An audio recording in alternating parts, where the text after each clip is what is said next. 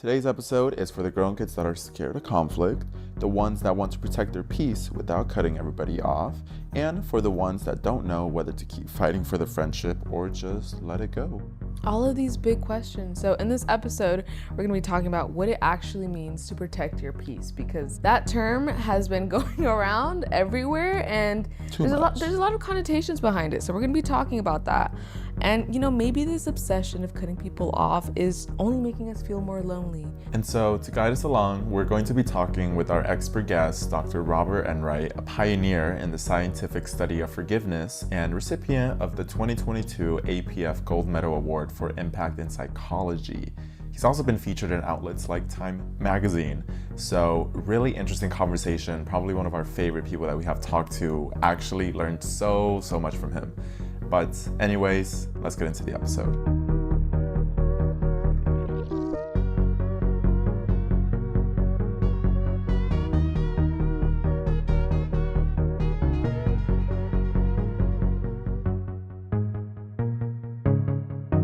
GrownKid is made possible by the Schultz Family Foundation, dedicated to helping young people unlock their full potential and successfully navigate to fulfilling careers.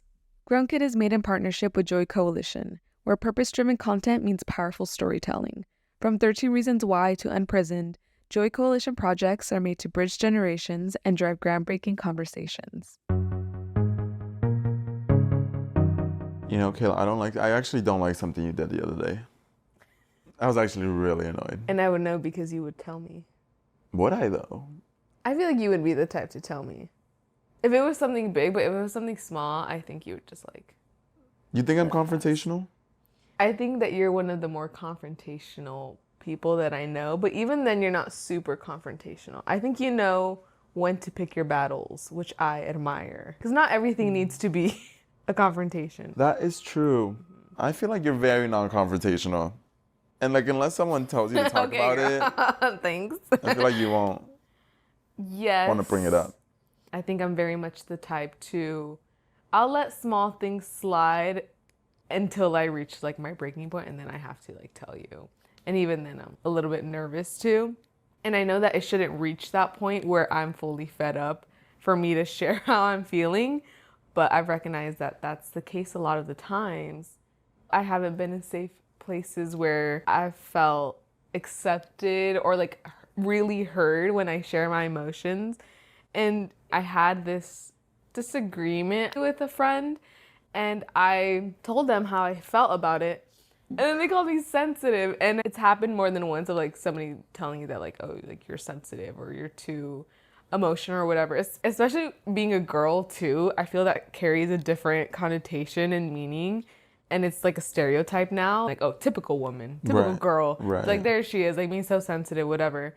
And so I think it's just a culmination of those experiences that I just don't like sharing how I feel, especially in disagreements.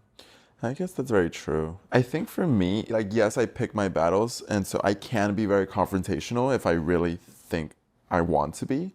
But I think to a fault, I mostly choose to not be confrontational because I just don't see the point many times. And this happens with friends and family and coworkers, but even with strangers. I remember there's been so many times, either I'm out in public, out somewhere, and someone does something that's kind of dumb or kind of stupid or annoys me. Some more confrontational people might tell them off, be yo, move away, what are you doing, get off, whatever, shut up, whatever it is that they're doing. I feel for me, every time something like that happens, I just deal with it because I just don't see what the end, I was what can I do? We yell at each other. It's not I can kick you out. I can't really tell you what to do. It's we'll get into a fight. I don't fucking know. And I just don't know what the point is. Sometimes I think at what point is it being non-confrontational and when is it just being a pushover? I've thought about that too. Am I dealing with too much? Should I be more angry? Should I get more angry? But where is that gonna lead you? Because I don't know. I don't like feeling angry. No. I hate feeling angry. Yeah. And I rarely feel it. Mm-hmm.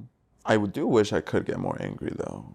I'm damn, that would be really helpful. I've only seen you angry a little bit of times. It takes a lot to push my buttons. I really have to feel it does. I feel that we're both pretty patient people. Yeah. And we give others a lot of chances. We're very gracious with our time and energy. But people take advantage of that. That's what I'm saying. People Okay, take advantage of that. so when do we protect our peace? When is it time to actually be confrontational, get angry, cut someone off? Like, how do you know that? Because there's like the modern obsession with, oh, protect your peace, cut them off, let them go. If they're not serving you and your energy, it's time to release that from you. And it's like, yes, I understand where they're coming from, but I don't know if that's necessarily a good thing. I think a lot of people are also just taking it the wrong way of like conflict equals bad, when conflict can be good and it's what can lead to good connections. When it's done the right way, conflict can be used for improvement for both people, not just like the one that's in the wrong or whatever. But something that I've realized is that I have a hard time cutting people off. In my head, I'm thinking that they just need to grow a little bit more, and I'm willing to be patient because everybody can use a little bit of growth. I'm willing to help them. I'm willing to I'm your help savior. them. I'm here to help you grow. Okay, not too much, but genuinely, I'm like, okay, I'm willing to be patient with you. I know not everybody is perfect. I'm not perfect. Of course, I do stuff that And I never upsets other claim people. to be. I never claim to be perfect. You guys put that on me. I hate that phrase so much. I know. Guys, I'm not perfect, and I never claim to be. Oh God. I'm only human. Literally. Anyways. But yeah, it's really hard for me to cut people off just because I want to be somebody that people can rely on and somebody that people can feel seen and heard throughout different stages of their life. Because I do think that at times somebody might be going through a harder period and they in turn deflect that onto other people, or they're just not themselves. And I understand that. And so I'm just a really patient person, but I think to a fault at times. And I don't necessarily know yet the exact line of like, okay, we're no longer friends. Because I also think I haven't had many experiences too where I've been in a toxic friendship or relationship where it's been like, okay, we need to stop this, you know? That's the other thing that reminds me of is, like, are people just getting into, like, do they just have a bad judgment for friends? Are we too patient or what? Because I feel like the people around me have had so many more experiences of having to cut friends off, people off, like, oh my God, I just cut a friend off, like I'm cutting her off, I'm not doing this. I'm like, I've only ever really had to do that like once or twice, like. And it also makes me think that if you're around all of these toxic people, what role are you playing? Yeah. not to turn it on to that person, but it's how does usual. that happen so frequently? Yeah, because I'm like, I don't even, like, I honestly, even if I was super, like, I'm gonna cut people off, I'm like, I don't think I have that many people where I would actually feel like it's justified. I think I give people so many chances. And, you know, recently, as I enter my 20s, I feel like I'm going through this shift where I am better understanding where I want to put my energy towards. But that doesn't mean that the places where I don't want to put as much energy that I have to like burn and break away from. And what I mean by that is if I have friends that I maybe have known for years, but I no longer really relate to them, or I don't really feel like they add anything to my life besides our shared history, sure, I might not put as much energy into those friendships, but I'm also not going to be like, oh, I'm just going to cut you off because like you're not serving me and you're not providing good energy. It's like, I also believe that people can just kind of exist in your life without needing to be your best friend or your closest friend, and they can just kind of like be there, see them every couple years. And that doesn't mean that it's unfriendly or anything. It's like, even if I haven't seen you in a couple years, nothing bad happened between us. So if I ever do feel like seeing you again, like, yeah, I'll reach out. And I think a lot of people, especially with like older friends that no longer serve them, and as you enter your 20s, they start kind of cutting those people off and be like, oh, I have to release those connections. I have to release that part of myself, like only focusing on what is good for me now and in this moment. And I don't agree with that. I see why people do it because it's about protecting your peace and protecting your energy, but I think it's pretty easy to have room for all types of friendships. So I, for one, I think try to never really cut people off. And I also find that people in my life just tend to overthink friendships. And they're like, oh my gosh, I haven't talked to them in years. Do they think we don't like each other? Is this awkward if I reach out? Like, is this bad? And I'm just like, no. If you guys never did anything bad to each other, there's no reason your friend should think something like, oh, they don't like me or they have a problem with me. I think a lot of times what leads to bad friendships is, or bad connections is, people just misinterpreting each other or just getting in their head and making up scenarios of, no, they definitely don't like me. That's why they haven't done this. When a lot of times it's just like, oh no, it's just nothing bad. It's just we're at different stages. But it does make me think that I value, just as a person overall, I value comfort and security so much that I feel that once I have a really good friend, like I want to stick with them for a long time. Like I'll be loyal to you, and like I'll be there for a long time. Just because I don't like people weaving, which I know is so inevitable. Like, yes, girl, you're 21. But yeah, it's just the security of having like a consistent group of friends around me. And I hate the feeling of like people coming in and out of that, you know? And not in a way that's like, oh, I need to see this person every month, or I need to see this person like every week or whatever. It's just in the sense of like the connection that I have to them. But also it's like, I believe friends should help you become a better person, and they should be there to stick with you, alongside you as you struggle. I think it's a beautiful thing to be in a dark place or not be a great person or be a self-proclaimed like shitty person, but know that you can overcome that because there was a friend, or you overcame that because there was a friend that was willing to give you more chances even when you like fucked everything up, even when you were terrible and mean. Which I guess is the other thing, like what is the limit of that? Have you been in situations where things just got to be too much and you had to cut somebody off? I think there's situations where I've had to distance myself. I don't know if I necessarily believe in permanently cutting people off. Like unless they did a truly terrible thing. For me, it's like distance. I believe in, if I don't like this, if something happened that I'm not enjoying, I would rather distance myself. But I don't know if I would ever do something as extreme as, you are removed from my life. I don't want to do anything to do with you. I never want to hear from you ever again. It's sort of like, we're not friends. I don't want to give you energy. But sure, if in 10 years, in 5 years, you reach out, I would probably take up. I think distance, like even if you're not talking to the person, in 2 months, maybe they'll change. And you don't have to be actively a part of them changing. It's just, you can just meet them where they are. But to think that you spent so much time, love, vulnerability, so many experiences with this one person, so many shared experiences, and then once that's over, you just never talk to them again? What? And I'm not saying be friends with your exes. That's not what I'm saying, unless it applies to you and it works for you, because I feel like that can definitely be the case if both people are mature. But what's the harm in just seeing them every once in a while, or just like catching up with them every once in a while? Yeah. I feel like that's and more than demonized. anything, I think it's the mindset. I just don't understand why you would ever be permanently closed off to the idea of like no reconnection.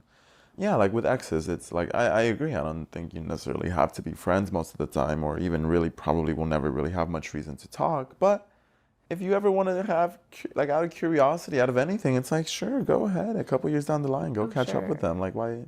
And I feel like that's the biggest thing for me too. I'm just such a curious person. Yeah, I just want to see. I just want to be in the know. Yeah, I like, just want to see. Know. Yes, yes, exactly. And I mean, what's the harm in that? It's not like everything will be rekindled, you know? Exactly. Nothing will be rekindled. Or I also agree that if someone at some point knew you in such a deep way, like, why would you want to let go of that? Because they're the only person that would have known you in that way in that point in time. Someone described it to me like learning a language. That's like you guys made your own language throughout that year or 2 years, 3 years that you were together, and no one else will speak that language besides you two. Because sure, you might be able to tell other people about the stories and the experiences you had and memories you made during this period in your life, but ultimately the only people that would truly understand how it felt were the ones that went through it with you. And for that reason, it would suck. Like, could you imagine being like, yeah, every friend I had when I was 19, I don't talk to anymore. No one will ever truly understand like the memories that I made and who I was during that time. Okay, well, conflict. How do we react in conflict? I'm very much the type to say, I need some time to think about this. Oh, you like need space? I need space. I need space. Which I know can be really annoying for a lot of people, especially when you're in like an argument and you're like, oh, I need some space, and you're right in the middle of it. But sometimes I just can't think clearly when they're telling me things and I don't have the words right there in the moment to actively respond back. And that just goes to my problem of I just sometimes don't know what I'm feeling and how to articulate that. And so a lot of the times, if it's a serious type of argument, then I need to step back and like clear my thoughts. But I know that can have a negative effect. Stepping back. I feel like stepping back while you're in an argument gives you both time to cool off, really think about what is making you upset, and not like just That's how be I feel reactionary. too. Yeah. That's how I feel too. I don't know. I guess. But I see why it's annoying. Because I think sometimes it's just like, oh, just figure it out now. Yeah. Like, I know, but in an argument, I want to choose my words carefully, and I want to make sure that I'm being mindful of both people. So you're in conflict. You're having an argument. You're like, what? You're just like, can we just talk about it later? Like, what? Not talk about it later. Like, can you just give me like 5 minutes? Okay. And then that's it. Okay. We'll rejoin. Yeah, I think that's fine. I mean, I'm not saying give me a full 24 hours. Right. You know, just like give me 5-10 minutes, and that's it. But what about you? I honestly feel like I am really good at moving quick and like processing things kind of quickly. I think. Like when I'm in an argument, I think I just want to figure it out, like right there and then. Like we can talk about it. We could say what went wrong, what we can improve, give each other a hug, make yourselves feel better, and then I'm good to go. Like I'm honestly like good to like joke about it, like whatever. Be like, so you'll move on from it pretty quickly. Yeah. You don't hold on to it. Not often, no. And I think that can backfire because sometimes people aren't ready to move on as quick as I am, and me trying to lighten the mood just makes them more upset because they're like, why the fuck are you trying to, like, we were just so angry, like, stop doing that. Like, I'm like, oh, I'm sorry. Like, I'm just ready. But I think I move on from conflict and, like, negative emotions pretty quickly. I feel like I'm able to just release them really quickly, usually through, like, laughter or just joking about it or just, like, shaking it off. I definitely see that in you. Yeah. I've definitely seen you do that. It's very impressive. But I think it takes me a little bit more time to fully move past it. I'm not the type to hold grudges or anything like that. I used to hold a lot of grudges, I fear. Oh. Yeah, this was more in high school where I just felt that I was holding on to a lot of negative emotions. And I just didn't really know how to fully process them. And so I saw me holding grudges as a way of not letting the other person win, I guess you can say, which I know sounds so immature. Well, I was in high school, so right. Yeah, I saw grudges as a way of like, oh, this person is getting their punishment, you know, like, oh, they're by you being mad. By me being mad at them, it's like, oh, they're feeling this wrath, you know. But it was very much just affecting my own mental well-being, and it just reached the point where I was just tired and I just realized, like, what am I doing?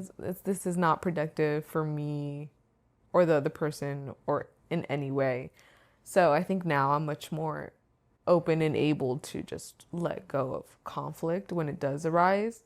But when another argument or something comes up again with that same person, I think of the past arguments in the past and it like uncovers. I am a big believer in letting things grow on you. Like, I say this all the time. I say, give people more chances than you think they deserve. Let things grow on you, because oftentimes conflict is what makes a friendship meaningful. I feel like conflict just breeds closeness. And if you're feeling comfortable enough to, like, fight with them or argue with them or have this conflict and you're able to resolve and move through it, it just strengthens your bond.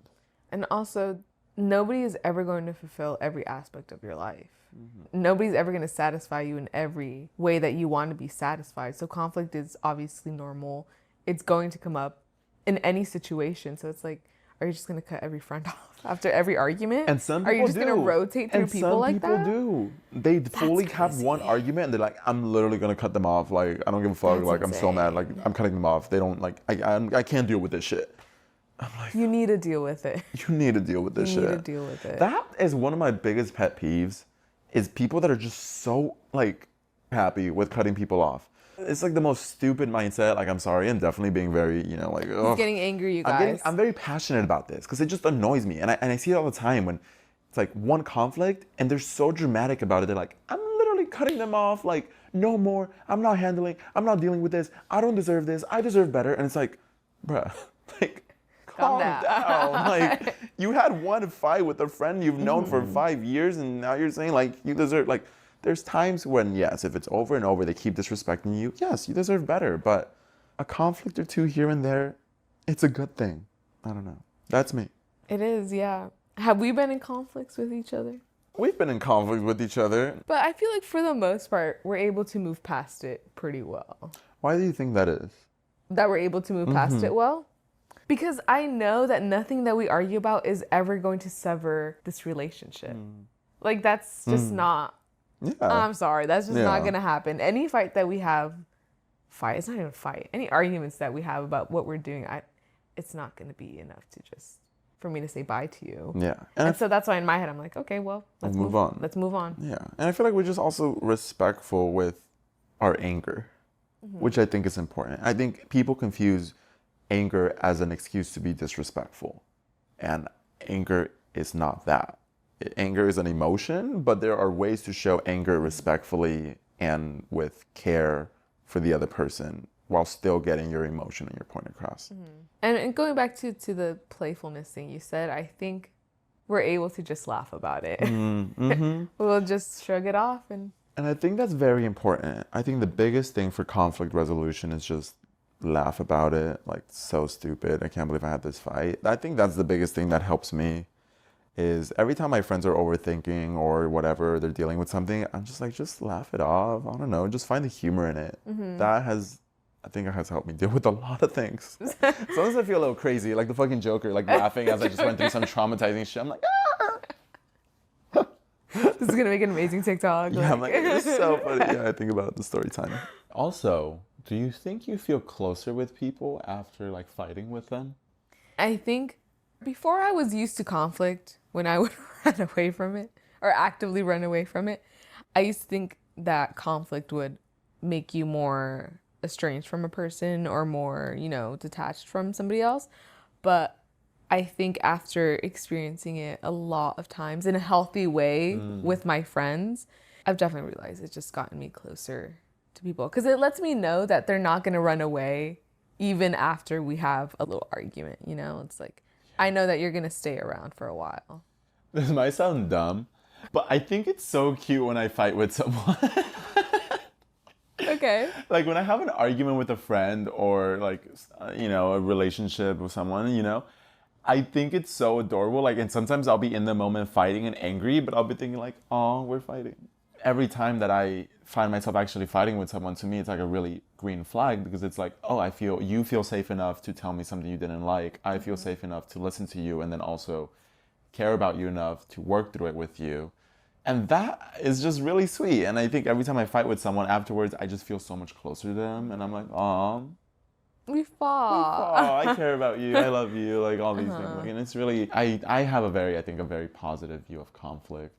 Because I think people have always called me very emotionally mature. And it's like, oh, you're very emotionally mature. Like, you handle things so well. And I think for me as a child, I was just always very perceptive and aware of people and their emotions. I guess I quickly learned to just be able to distinguish or tell how people are feeling or what might hurt them. And that combined with just reading a lot of books and psychology books and self-help books when I was in middle school and freshman year, I think gave me a lot of early wisdom on emotional maturity and how to approach conversations, which is like, wow, crazy what a little bit of social skills education can do to you. That, alongside our previous podcast, Teenager Therapy, where we literally had to talk about our feelings every week, I think gave me a lot more practice on how you handle conversations, how you do it in a productive way. And so that is how I learned all of my conflict resolution skills. A lot of reading, really.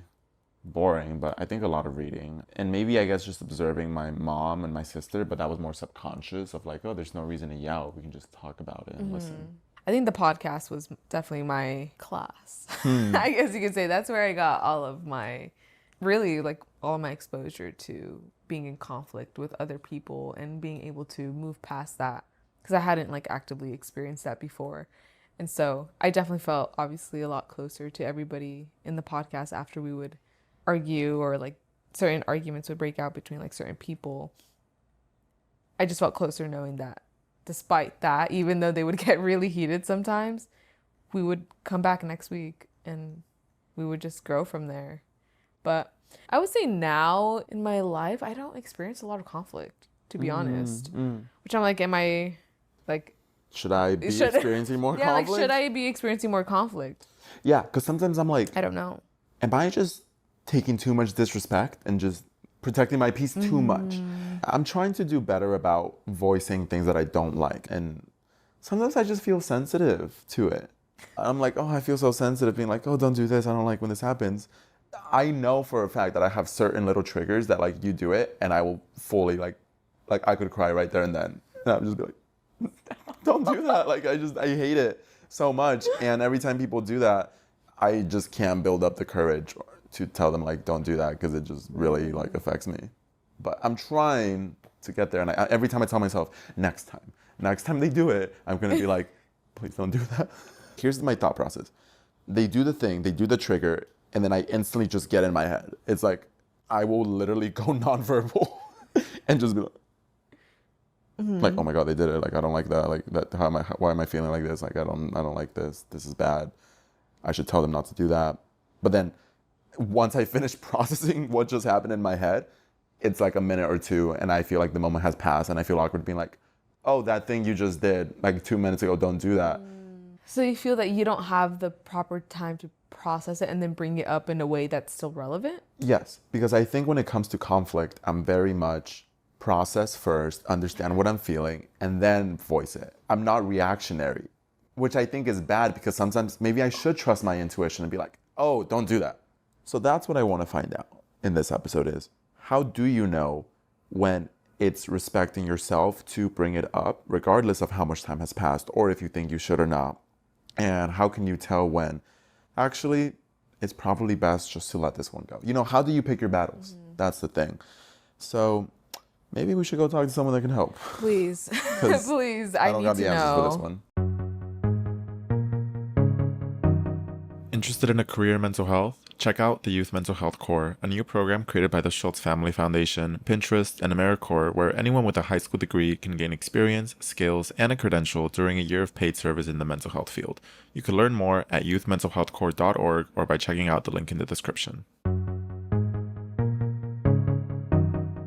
So up next is our special guest, Dr. Robert Enright, who is an expert on forgiveness and has based a lot of his research and work around this concept.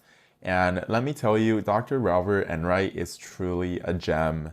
We're going to publish his full interview soon, so keep an eye out for that. But literally the art of forgiveness. Like, why does no one teach you any of this? So frustrating. This would have been real nice to know, like 10 years ago. Anyways, here's Dr. Robert.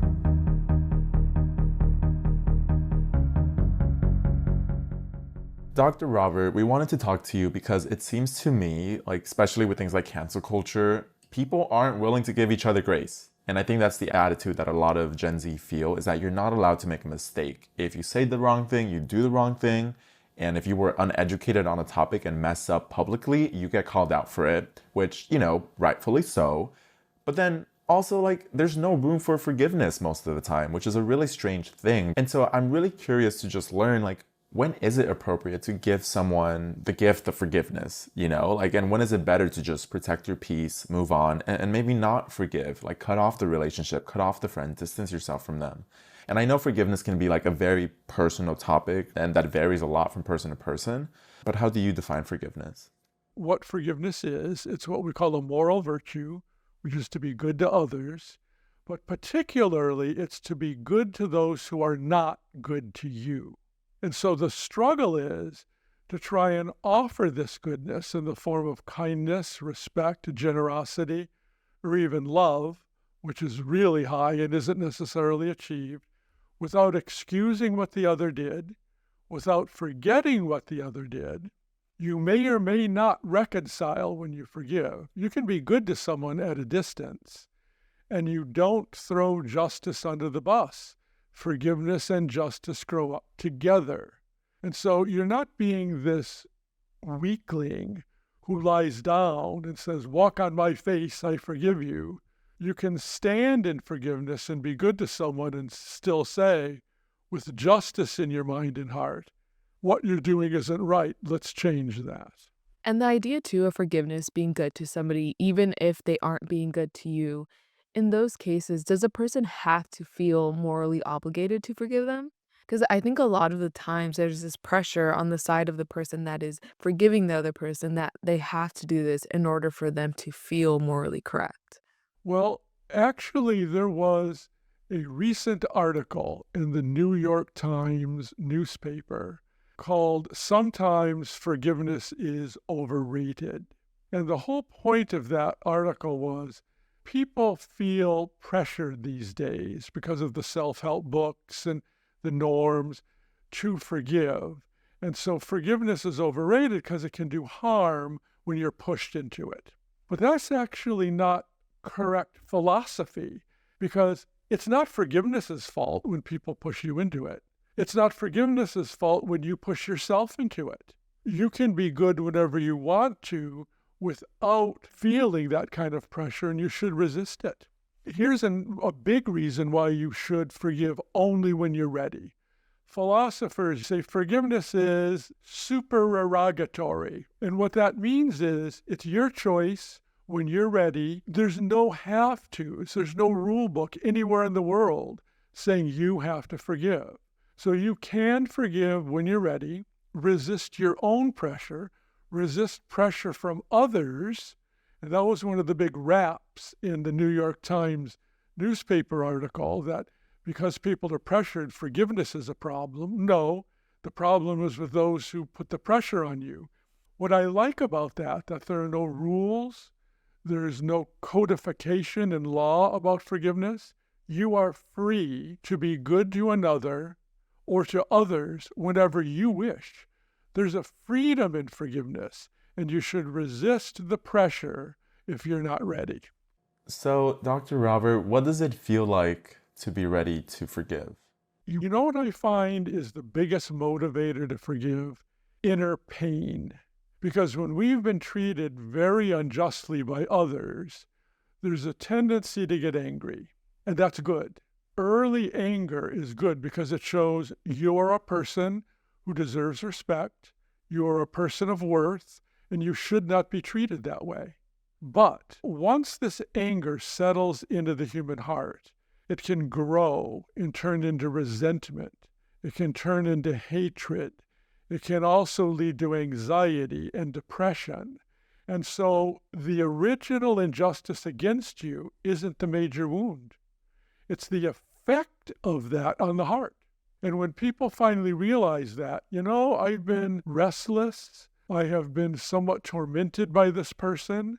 2 years ago, you're no longer with that person, but that person is living in your heart.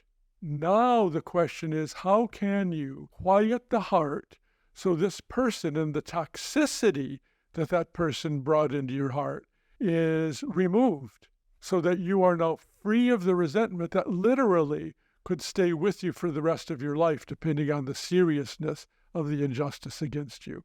Forgiveness sets you free of the resentment that you could take to your grave. But it is that being good, deliberately choosing, if you're ready to do so, that chips away at that resentment and slowly takes it out of the heart, so that the goodness replaces the resentment or hatred, and you are now set free by deliberately choosing through your own free will. The goodness melts away the resentment. And what if you find that somebody doesn't want to accept your apology? What do you do then? Let's say, again, you're forgiving yourself and you go to the other, and you, instead of forgive, you are seeking forgiveness. And the other says, I'm not ready, get out of here, I don't want to see you anymore. You can go in peace because you've done the best you can. So you don't have to have it all tied up in a nice, neat package where you seek forgiveness, the other accepts it, and you hug and all is well. And it's the same thing when you forgive. If you forgive another and the other says, I'm not accepting it, you can go in peace there because you have done the best you can. So when you look at the effort you have exerted, your peace should not be dependent on the other's reaction to you. You have done your best. Go in peace. Don't wait for the other, because then you know what you're doing? You're giving that person too much power over your inner world. Don't do it. Don't let that person have that kind of power. You've done your best. Go in peace. That's really interesting. And throughout all of this, we're speaking in the context of somebody doing something to hurt us, right? We're the ones that are dealing with the hurt and having to deal with forgiveness. But what if you're on the other side of that? What if I were the one to do something to hurt somebody and I feel guilty about it and I apologize? But it's more so about doing something wrong to someone. Sometimes it's just our inner perception of ourselves. And when we talk about self forgiveness, whether we're disappointed with something we did, a way that we behaved, how does the process differ, if at all, when we're talking about self forgiveness, which can deal with things like guilt and shame? And how can someone work through these feelings to reach that inner self forgiveness? If forgiveness is being good to those who've hurt you and you've hurt yourself, then the point is to be good to yourself even though you weren't good to yourself. Okay? I find self-forgiveness for people to be harder than forgiving others. You know why? We tend to be harder on ourselves than we are on others. Because we can narrow our perspective of ourselves when we've done wrong, and we define ourselves perpetually by what we've done. And we live with our regrets and we define ourselves. Our identity becomes our errors. Self-forgiveness widens the lens. You see you're more than this. Without excusing what you did, you see you have inherent worth, even though you've behaved badly. If you've hurt others in the actions you've done that hurt yourself, go to them and apologize. Go and try to make amends to those whom you have hurt, as well as forgive yourself. I think so many people just don't want to forgive. Like that's the common sentiment on the internet and just throughout the world is people just don't want to do it. And I mean, my theory is that there's the idea of like moral justice, and people want justice and they want change to happen. And it feels like forgiveness is excusing that. It's like forgiveness is the easy way out. It's not holding someone accountable. So how do you navigate forgiveness, or how do you navigate the tension between forgiveness and the need for justice? The key is to, first of all, let people see that the quest for justice alone doesn't work very well. And see, people need forgiveness education to know what it really is. So they realize it isn't just excusing, it isn't just being weak, it's not being weak at all, and it's not throwing justice under the bus. That when you forgive, you do deliberately seek justice. And see, that's why we need to let people know that, because most people use the word forgiveness, but most people misunderstand it. And if they could only understand what it is, then make the free will decision on their own, I think they'd be better off. But you know what they're actually dismissing? They're not dismissing forgiveness. They're dismissing their own definition of forgiveness that's not correct. And so they're really not kicking forgiveness out. Let's give them a chance to see what forgiveness really is. Maybe they wouldn't kick it out so quickly. I think something that I struggle with at times is this idea of if I forgive somebody one more time, I'm disrespecting myself because I'm letting them walk all over me. And I think a lot of people can relate to that feeling of not knowing when to stop forgiving this person. And when do you cut them off? Okay. See, there's the difference between forgiving and reconciling. If you keep giving the person the second chance, the third chance, the fourth chance, behaviorally with you, that's reconciliation. That's not forgiveness. You might forgive from the heart, but remember, forgiveness does not give the other an automatic ticket to be in relationship with you again if the person is abusive. So if you make that distinction and keep that distinction in your mind and heart and your behavior, you can forgive and say, no, no, no, to this kind of relationship anymore, whether it's a romantic relationship or a work relationship or a friendship. And you can forgive while you say goodbye. And you might never see that person again if you're in two different states or the person goes to another country. And then you can work on the toxicity that is developed in your own heart without reconciling. But if we equate forgiveness with always giving in, sure, we might then say, I'm disrespecting myself. But that means be careful not to reconcile with people who are taking advantage of you. Forgive, yes, if you're ready, but then don't reconcile. Yeah, that makes sense because this whole episode, like, I think that's part of it. That's part of the issue we're talking about is people don't know when to confront someone who is causing this stress. They're avoiding confrontation to protect their inner peace. And I think a lot of us is maybe just because we're not ready to forgive, we're still holding on to anger. And I think that is leading to loneliness. But then also, like, it's okay. It's good to hear that you can forgive without having to continue that relationship. And I feel like that's something I've really learned throughout this interview about forgiveness is you can forgive and still keep your distance, which I think I didn't realize you could do before. Indeed, it's never too late to go into the forgiveness gym and become forgivingly fit.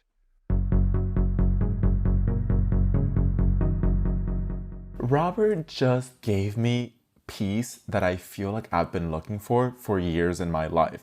Ever since I was a kid, something I always struggled with was forgiveness. I was like, so if I say sorry, does that mean I'm forgiven or am I going to hell still? Like, I really didn't know. And I would always like overthink this aspect of forgiveness because I thought like, if the other person doesn't forgive me, then I need to continue to hold on to this shame until they do. And if they never do, then too bad, too sad, sucks for me.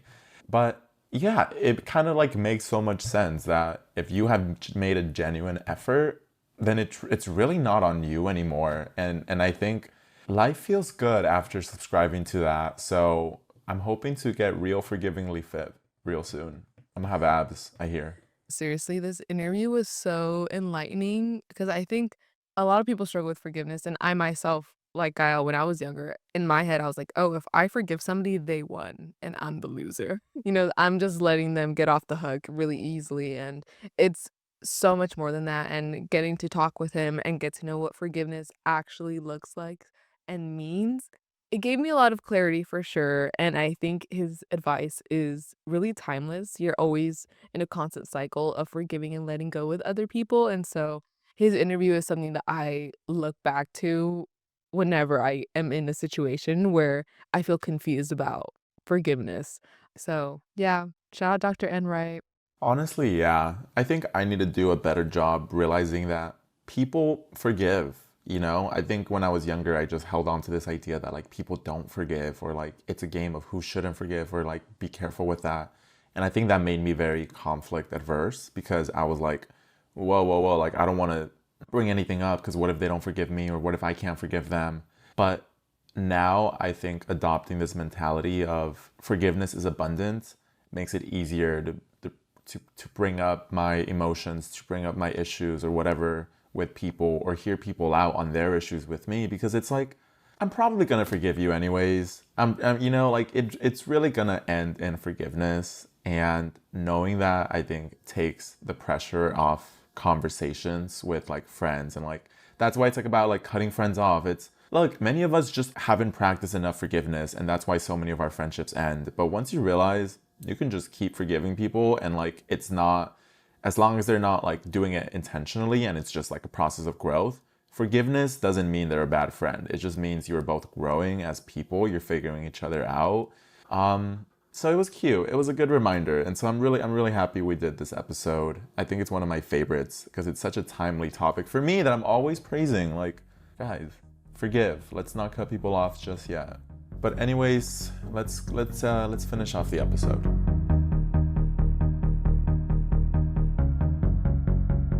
Anyways, you guys, conflict is okay. Conflict is normal. You just need to learn how to move past it. But yeah, we'll put a Q&A and poll in the description. Tell us how many friends you've cut off, why you've had to cut them off, something. You could also follow us on socials, right? Follow us at GrownKid everywhere so that you can be notified when we post new episodes every Thursday and just get to know Kyle and I a little bit more and more about our fights. Send us a message. Yeah, no. Send us more about our fights. Okay, guys, thank you for listening, and we will see you next week on GrownKid. Bye. Bye.